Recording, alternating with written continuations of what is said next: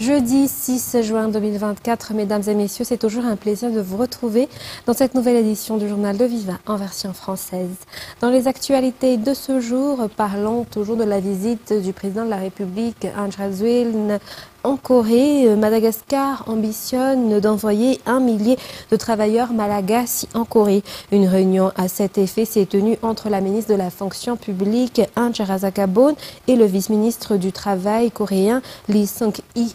Selon la ministre malagasy, la priorité du gouvernement à travers le ministère est la migration planifiée et sûre afin de pouvoir contrôler le processus de travail. Reportage de Ruth Christelle Rakout-Malal et Ando Ranzanjaipe. Les Coréens recherchent actuellement de nombreux jeunes pour travailler dans leur république. 17 autres pays en dehors de l'Afrique ont déjà des travailleurs ici, selon les explications du vice-ministre coréen du Travail, Lee Sung-hee, qui a eu un échange direct avec la ministre malgache du Travail, Ahn Charazaka-Boon. À l'issue de cette rencontre, il a été annoncé que Madagascar est en train de négocier pour obtenir un accord prévoyant l'envoi de 1000 travailleurs par an pendant 5 ans pour travailler dans ce pays du matin calme. Plusieurs autres pays sont également en train de déposer leur candidature, selon toujours les explications. Par ailleurs, Corée recherche des travailleurs dans les travaux publics, le tourisme, la pêche, l'agriculture et les industries. Et dans l'actualité politique de ce soir, les résultats de chaque bureau de vote sortiront avec les résultats provisoires des élections dans toute la Grande Île le mardi 11 juin 2024, selon le rapporteur général de la CENI. Aujourd'hui, seuls 2 SRMV sur les 120 n'ont pas encore acheminé leurs résultats au niveau de la CENI. Néanmoins, cela devrait être chose faite aujourd'hui. La CENI a rappelé que seule la Haute Cour constitutionnelle est habilitée à recevoir les contentieux électoraux et le tribunal de première instance pour les contentieux répressifs électoraux. C'est Nouran Irland. Le monde politique est en pleine effervescence actuellement. Plusieurs candidats, des délégués, des électeurs et des observateurs des élections souhaitent faire des requêtes concernant les diverses anomalies durant les élections législatives. La CENI a rappelé que seule la Haute Cour constitutionnelle est habilitée pour recevoir les contentieux électoraux et le tribunal de première instance pour les contentieux répressifs électoraux durant les élections. Concernant les résultats des élections de chaque bureau de vote demandé par la société civile KMF CNOE, la CENI est déjà prête à publier ses résultats sur son site web le mardi 11 juin prochain. Ce jour sortira officiellement également les résultats provisoires des élections législatives dans tous les 120 districts à Madagascar. Il est à rappeler que ce sont tous les résultats au niveau des 120 SRMV qui sont déjà traités au niveau de la CENI actuellement. Page économique de ce soir, l'utilisation d'énergie propre pour la fourniture d'électricité des ménages malagasy est l'un des défis fixés par l'État à travers le ministère de l'Énergie et des Hydrocarbures. Madagascar s'y engage progressivement car les projets d'extension et d'approvisionnement d'énergie du pays se tendent vers les énergies renouvelables comme l'installation des parcs solaires au niveau des districts dans le cadre des projets présidentiels. Cela comprend également la coopération avec des partenaires tels que l'ISA ou Alliance Solaire Internationale qui a tenu hier un atelier à cet effet. Reportage sur les images de Zahra Djenso. C'est dans les régions d'Alochamangour et Ansnan que le ministère de l'Énergie et des Hydrocarbures entame la coopération avec l'Alliance Solaire Internationale ou ISA, qui est un partenaire intergouvernemental travaillant dans 120 pays dans le monde, en promouvant l'énergie solaire. Selon le ministre de l'Énergie et des Hydrocarbures, la rapidité de la mise en œuvre des projets constitue également un avantage de la coopération avec l'ISA. Les projets avec lesquels le ministère de l'Énergie et des Hydrocarbures travaille avec l'ISA sont entre autres la mise en place de réfrigérateurs alimentés par l'énergie solaire pour la conservation des médicaments, les systèmes de pompage d'eau alimentés par l'énergie solaire également, mais surtout l'accès des populations en zone rurale à l'électricité. Ce sont parmi les projets prioritaires discutés lors de l'atelier d'hier, au cours duquel l'accent a été mis sur la coordination des investissements dans l'énergie solaire et la promotion d'une plus grande coopération entre les acteurs du secteur de l'énergie, les institutions financières et le gouvernement. Les participants ont également souligné l'importance de la formation et de la sensibilisation de la population pour encourager l'adoption de l'énergie solaire dans chaque foyer. Le ministre a déclaré que le véritable objectif à long terme reste l'augmentation du nombre des Malgaches ayant accès à l'électricité. Le budget utilisé par l'ISA pour les projets avec Madagascar, les Comores et les Seychelles s'élève à environ 1,72 million de dollars. Toujours dans cette page économique, Madagascar et Mayotte devraient ouvrir un accord de coopération économique plus large, ont déclaré aujourd'hui à Ndutapena qu'à des opérateurs maoris. Selon l'enquête, les échanges entre les deux pays sont encore limités en raison des processus et normes existants. Cependant, cette île de l'océan Indien est une opportunité de marché ouvert dont Madagascar devrait profiter pleinement. Reportage de Cécile Vin, Sechangenab et Zaranjensu. 367 km, c'est la distance entre Madagascar et l'île de Mayotte. Pourtant, quand les Maoris veulent consommer des produits comme les langoustes venant de Madagascar, les produits doivent transiter par la France avant d'arriver sur le marché de Mayotte. Les produits malgaches sont donc plus chers, d'autant plus qu'ils sont en faible quantité. C'est pourquoi les opérateurs maoris veulent chercher un consensus et améliorer l'accord économique entre les deux pays. L'accord proposé placera Madagascar comme un grenier des produits de l'océan Indien et donc avec la possibilité d'approvisionner les îles environnantes, affirment ces opérateurs maoris. Mayotte ne dispose pas de grandes surfaces de terres arables, elle n'a pas non plus la capacité d'être autosuffisante en matière alimentaire et doit ainsi dépendre des îles voisines comme Madagascar, selon les explications. Des experts et investisseurs maoris sont actuellement à Madagascar pour apporter leurs compétences aux opérateurs malgaches. L'amélioration du label Océan Indien qui pourrait être utilisé par les entrepreneurs pour les produits des îles de l'Océan Indien a également été abordée lors de l'atelier. Et dans les actualités sociales de ce soir, la quantité de plomb retrouvée dans le canal C3 n'est plus conforme aux normes sanitaires selon l'enquête menée par la société BRL. Selon les techniciens, les riverains de ce canal sont exposés à des risques sanitaires provoqués par le plomb. L'État est actuellement en train de nettoyer ce canal à travers le projet Produire financé par la Banque mondiale, ce qui devrait réduire ces risques selon les explications dans un reportage de Annienne à Martina Sylvain et Secha Angenab.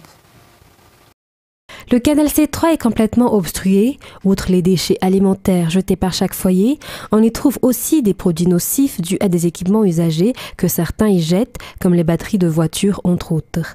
Pire encore, divers types d'activités sont effectuées par les riverains. En effet, il y existe des ateliers de soudage ou de peinture dont les déchets contiennent du plomb. À cause de tout cela, de nombreux éléments chimiques se trouvent dans ce canal, lesquels ont des effets négatifs sur la santé des résidents. Le plomb est le plus dangereux d'entre eux selon les informations. Tout cela confirme qu'il est important de nettoyer ce canal C3, qui est aussi l'un des principaux canaux, assurant l'évacuation des eaux dans la capitale, réduisant les risques d'inondation en période de pluie. Les curages avancent progressivement dans le respect des normes sociales et environnementales. Rappelant qu'environ 115 000 mètres cubes de boue seront retirés de ce canal pour être transportés à Yarnarivo. Plus de 200 enfants de la rue et victimes de violences sont éduqués au sein du centre Les Enfants du Soleil à Itos. Le juge chargé de la protection des droits des enfants travaille en étroite collaboration avec ce centre. Aujourd'hui, le ministère de la Justice a remis un don pour ces enfants. Reportage de Fanjessina Mireille et Asna Rafalzanari. 250 enfants et jeunes de 5 à 21 ans sont éduqués au sein du centre Les Enfants du Soleil à Itos. Ce sont notamment des orphelins, des enfants de la rue et des victimes de violences qui y sont prises en charge. Ce centre les enseigne et leur octroie des formations. Leur objectif depuis l'année 2000 où il a été implanté est de permettre aux enfants de réussir leur vie et d'être totalement indépendants. La responsabilité du ministère de la Justice ne se limite pas à des sanctions. Le juge pour mineurs protège également les droits des enfants. Pour célébrer le mois de l'enfance, en ce mois de juin, le ministère de la Justice organise de nombreuses activités dans le but de faire jouir aux enfants vulnérables leurs droits, tout comme les autres. Aujourd'hui, le ministère de la Justice a fait don de nourriture, de vêtements et de livres à ce centre. Dans les actualités internationales de ce soir, en Papouasie-Nouvelle-Guinée, les recherches pour retrouver les corps des villageois ensevelis par un vaste glissement de terrain ont été arrêtées. La zone est trop dangereuse pour y mener des opérations selon l'armée. France 24 fait le point sur les aides humanitaires et internationales acheminées dans ce pays. Je suis aux abords du village détruit par l'éboulement. Comme vous le voyez derrière moi, eh bien, il y a une distribution de rations alimentaires, beaucoup de riz évidemment, mais aussi de l'huile, des canettes de thon.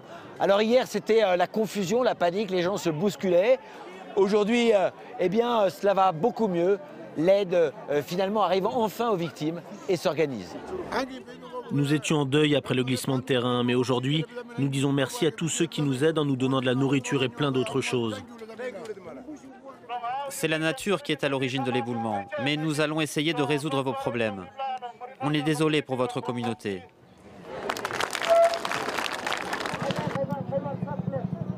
Vous entendez peut-être des hélicoptères qui passent.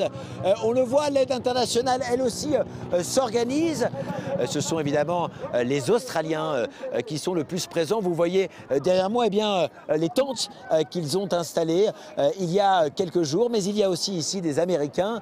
Les Japonais sont arrivés sur le sol de Papouasie-Nouvelle-Guinée hier. Les Chinois vont apporter de l'aide. Aussi, les Indiens ont donné $1 million.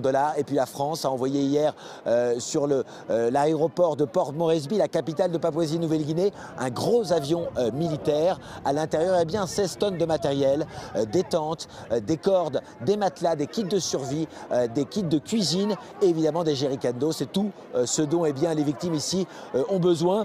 Beaucoup de gens ont tout perdu et notamment leur maison. Et 8 décennies plus tard, les Alliés se retrouvent aujourd'hui sans la Russie en Normandie, mais aux côtés de l'Ukrainien Volodymyr Zelensky pour célébrer la victoire sur le nazisme, alors que la guerre sévit de nouveau en Europe. France 24. Le bonheur et la fierté sur leur visage.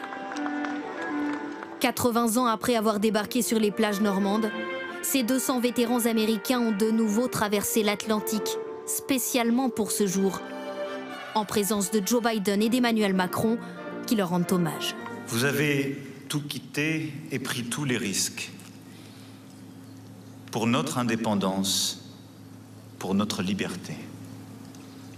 Cela, nous ne l'oublions pas. Ici, sur les côtes de la Normandie, la lutte entre la liberté et la tyrannie a connu un tournant décisif ce jour, ce matin décisif du 6 juin. Le président français fait chevalier de la Légion d'honneur 11 vétérans.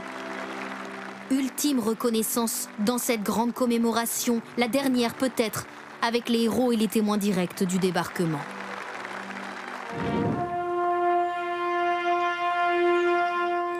Quelques instants plus tôt, au mémorial de Vers-sur-Mer, une vingtaine de vétérans britanniques se souviennent, en présence du roi Charles III. Devant les noms de chacun des 22 442 soldats britanniques morts pour libérer la France, le monarque prend la parole en français. Nous ne manquerons jamais de rendre hommage au courage et au sacrifice incroyable des hommes et des femmes de la résistance française. Aux côtés des soldats, des enfants français et britanniques. La Royal Air Force fend le ciel normand, tandis qu'un peu plus loin, c'est le drapeau canadien qui se dévoile sur les parachutes de soldats. Ils atterrissent sur le sable. Et en Belgique, berceau de l'Union européenne, la colère du monde agricole, le grande Jeanne, 24 ans, travaille dans une exploitation laitière avec son compagnon. En plein cœur de la Wallonie, cette agricultrice est toujours révoltée. Plusieurs mois après le début des manifestations du milieu agricole et alors que les Européens sont appelés aux urnes pour renouveler leurs députés, la jeune femme ne compte pas aller voter, dégoûtée par les politiques européennes. France 24.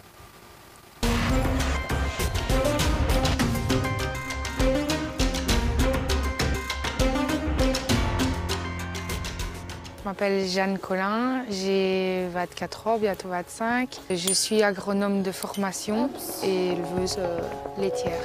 Un figo. Je ne pense pas que j'irai voter parce que, en fait, on est tout le temps berné. À la veille des élections européennes, la colère agricole est toujours présente en Belgique.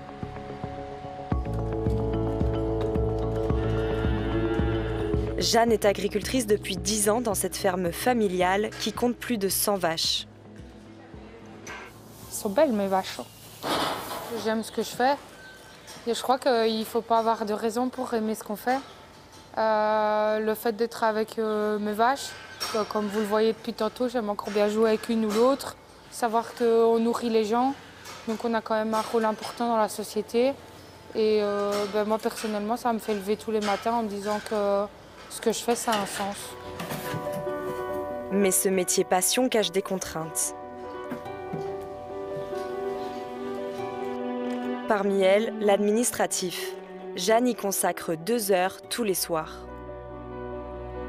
J'ai l'impression d'être, je sais pas, employée administrative, des fois, à gérer tout le temps les papiers. Et j'avoue que des fois, mon cerveau lâche et j'en ai un peu marre. Après, comme je répète, si demain on me donne un prix du lait correct, je les fais, les papiers. C'est juste que là, on a l'impression d'avoir une montagne de travail en plus avec cette paperasse qui, de toute façon, fait qu'on ne gagne pas plus et qu'on n'est pas rémunéré à juste valeur derrière. La politique agricole commune oblige les agriculteurs européens à respecter des normes environnementales et conditionne les aides financières qu'ils perçoivent. Des règles angoissantes pour Jeanne, future copropriétaire de la ferme.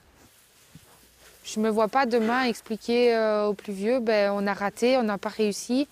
Et ça va pas être facile. Et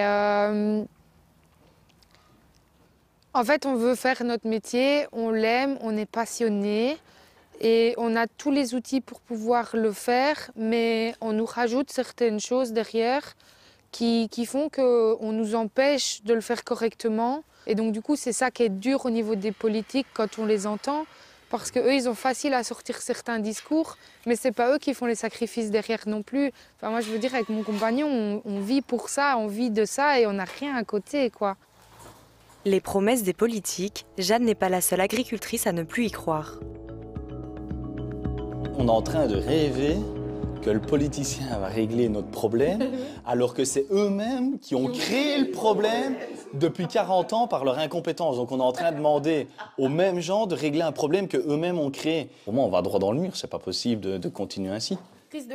Début 2024, ces agriculteurs belges ont manifesté et attendent toujours des réponses concrètes de l'Europe.